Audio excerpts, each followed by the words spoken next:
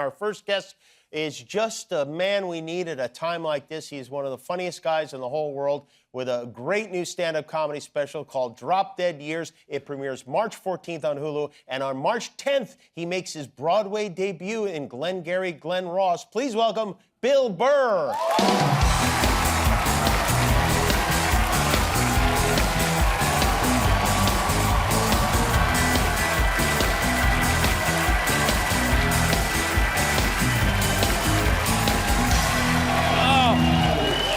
It's very good to see you. I heard you had to evacuate your home. Yes, like most people I had to. I got lucky, the winds moved, but, the fire was coming and all that stuff, so I feel lucky. Are you guys back in? And I think everybody did a great job. Yeah. Unlike the internet, Yeah, right, I know, it's right. Oh, my God. All of these fire experts. Why didn't you just fly a helicopter into the ocean and then just... I don't know, because there was 100-knot winds. You want to do that? You want to do that at night, you lunatic? How are you? This was definitely mismanaged. That's a big word we're hearing now. Mismanaged, like some idiot on the internet knows how to manage the worst fire in L.A. sitting there in his underwear. You know what? Looking at the footage on the internet, I have determined that this here was mismanaged. You know about helicopters because I remember, and it's interesting now thinking about it, because you said I don't know about it. I know about the one that I fly. Other than that, I don't know anything about it. You know but something if you're on about... the internet, you know everything. I hope you know about it because you said that you got your pilot's license in case like all hell broke loose in L.A., you could get out of L.A., and at any moment, did you think, I'm going to make a run for that helicopter? Well, the error in my thought was I didn't realize how expensive helicopters were. So all I have is a two-seater, and I didn't want to have to make Sophie's choice with my family. So, we all piled into the SUV like everybody else. But no, man, these guys were out there clearing the trees, getting the wires back up and everything. It was like the perfect awful thing that could have happened, and it did. And I love how all the chatter out there is about bands of illegal immigrants and homeless people lighting fires. They light fires every day. They're living outside. They're cold. And this theory that some homeless guy without a car went from Altadena all the way to the Pacific Palisades, and then we have a hang glider. And they're talking about looting. But CNN and Fox News are not going to bring up the insurance companies that are just going to keep everybody's premiums and still give themselves a bonus. Yeah. Yes. Free Luigi. I love how they acted surprised. Why did that happen? I have no idea. He wrote on the bullets why it happened. Oh, we're back to Luigi. Okay, yeah. I never left Luigi. How is Bill Burr, the father, the husband, in an emergency situation? I don't know. I'm all right. Like when big stuff happens, I get ridiculously calm. My Achilles heel is little things. Huh. So, like, if the house was going to be on fire, I would just be like, well, kind of be cool to not own anything. Like, I'll just go into that mode. An opportunity to build a dream house with the money I no longer have. I would just think like that. But, like, little things I flip out at. Like, if I go to make toast and then all of a sudden it burns, I'm like, who the is changing the settings? And what I realized, I just realized this backstage is what it is I learned as a kid when big things are happening, keep your mouth shut, or the big thing comes at you. And then I flip out over the little things because I'm emoting about that in this. So I don't make any sense to anybody in my house. They're like, Dad, it's toast. What is the big deal? It's like, well, I would tell you what the big deal was, but it's too sad, so we'll just keep it on the toast. You did. I literally just learned that backstage when I was talking to somebody back there trying to figure out what I was going to say. I feel like you're very introspective lately. It seems like, based on watching the special, it does seem like you're getting in touch with your emotions. Am I imagining that? Yeah, I've learned that I'm really difficult to live with. And you have a wife and a kid, a couple of kids. Like when you start seeing your behavior is going to affect them positively or negatively, you kind of have to stop playing the blame game. And I don't know, dude. I don't want to go through my whole life being a lunatic. You know what I mean? And there was like a whole thing of like, East Coast people, dude, don't lose your edge. You don't want to lose your edge. Don't go getting happy. It's like, I think that's the point of the game. Stay miserable so you're still funny. And it's really like one of the big myths I found in comedy, because what's great is if you were angry and then you become just at least happier, you can revisit the same subjects with a different perspective of like, hey, maybe it was me. Maybe I brought something to the table. Did you hear? Overreacted? Did you hear from a lot of your friends back on the East Coast, back in Massachusetts, when the fires were happening?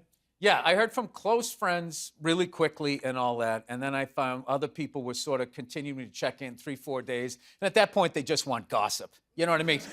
It's like, obviously, you think of if after 4 days you don't know my house burned down, you're not my friend. Right, yes. All right? Yeah. So, like, if you're just checking in to be like, did you see anybody on fire? Like, is there any way they can get a mudslide to put it out? Are your kids aware of what's going on? How old are your kids? About to be 8 and 4.5. So they are, but like I don't think they understand the magnitude of it. Like we don't have the news on in the house. You know what I mean? Disney movies are bad enough with one parent dying every time. You don't need to put the news on. I know that happened to Walt, but why do we all have to pay the price? It's just like.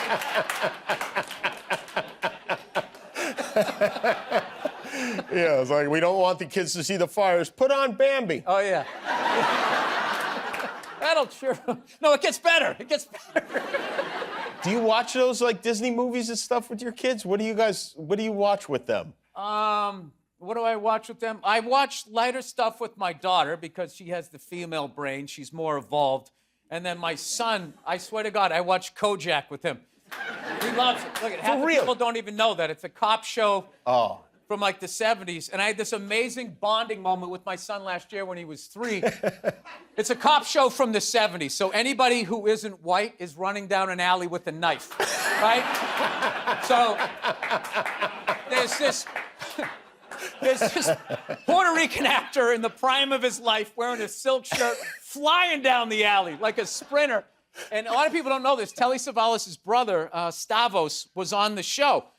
That was his character's name, and he was fat. He kept his hair. You know what I mean? Telly was in shape, lost the hair, balance of life, right? So he's this fat bastard. So they have him chasing this Puerto Rican dude flying down the alley. So my 3-year-old son, he's watching. This Puerto Rican dude flies by, and then Stavros comes down in his Sears suit and his loafers. And my son, 3 years old, was just watching TV, starts going, huh. And then I looked at him, I started laughing. We both just started laughing. And I was like, oh my God, he already knows a fat guy running is funny. It's amazing. And like, I already saw the cigars we're gonna smoke in the future. I'm like, this is my guy. This is my guy. Thank you. Bill Burr, everybody. His special is called Drop Dead Years. We'll be right back. We're back with Bill Burr, and his special is called Bill Burr, Drop Dead Years. It is on Hulu on March 14th. Would you explain what the title means? Oh, Drop Dead Years. It's the age I'm at. I'm 56 years old, which is too young to die of natural causes, but it's not too young to drop dead. Like, I know, which is weird, but in the special, I say how dropping dead is like a uniquely male experience. Like, you don't see women, like, you know, just grabbing their hearts at brunch and face planting into whatever the hell they eat at brunch. Well, but men all the time, you know, just dropping out of golf carts, you know? Like, the amount of guys that die of heart attacks on golf courses, still no defibrillators. Everything at the turn can kill you. It's booze, candy, all of this stuff, people smoking cigars. So, you know, I lost a lot of friends along the way. So, yeah, it was sort of a nod to that. You know, comedy, right? Yeah, it's funny because I don't know if, and you're right, I was thinking about it, like, I don't know if it's that women don't drop dead, or we just care more about them, so we don't use that terminology when they die. No, I don't think I mean... You think it's just a dropping, huh? Oh, my God, if your wife's friend dropped dead, you'd never hear the end of it. And it just reminds me of when Carol died. Oh, my God, it was 2 years ago. When are you going to get over this? Then you'd say the dumb stuff of like, dude, more of my friends have died than yours. And then you say that, and you're like, oh, God, why did I do that? That is something I have learned. I've learned how to win an argument.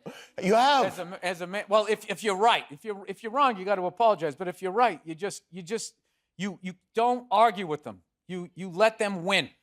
You let it end on that last psycho thing that they said that had nothing to do with the argument. Let it sit on that. You don't take the bait.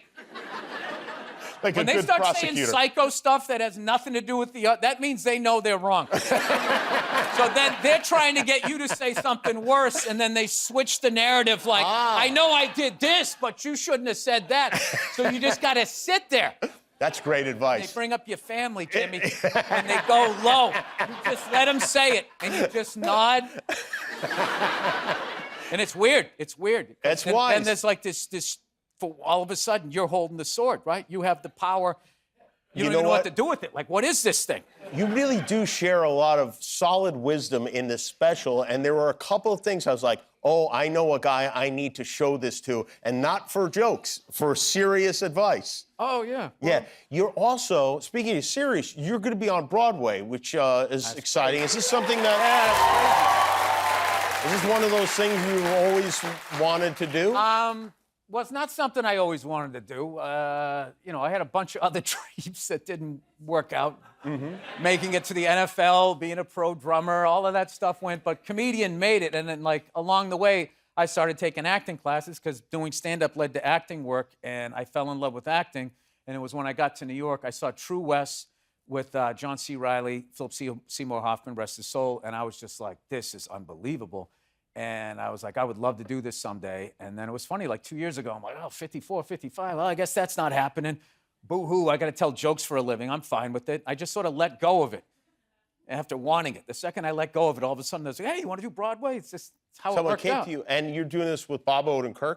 Yep, Michael McKean, Kieran Culkin, and I don't know who else is in it so far. I'm just trying to memorize the lines because those are all heavy hitters. So, but it's you know, it's not really a nerve-wracking thing because those guys are all so good. You know, my character comes in late, comes out, you know, goes out early. All right. Back, waves at the end. I mean, it's kind of an easy gig. Well, it's great to see you. The special is very, very funny. Bill Burr, Drop Dead Years, premieres March 14th on Hulu. And Glengarry Glen Ross on Broadway, March 10th. Bill Burr, everybody. We'll be back with Jessica Gunning.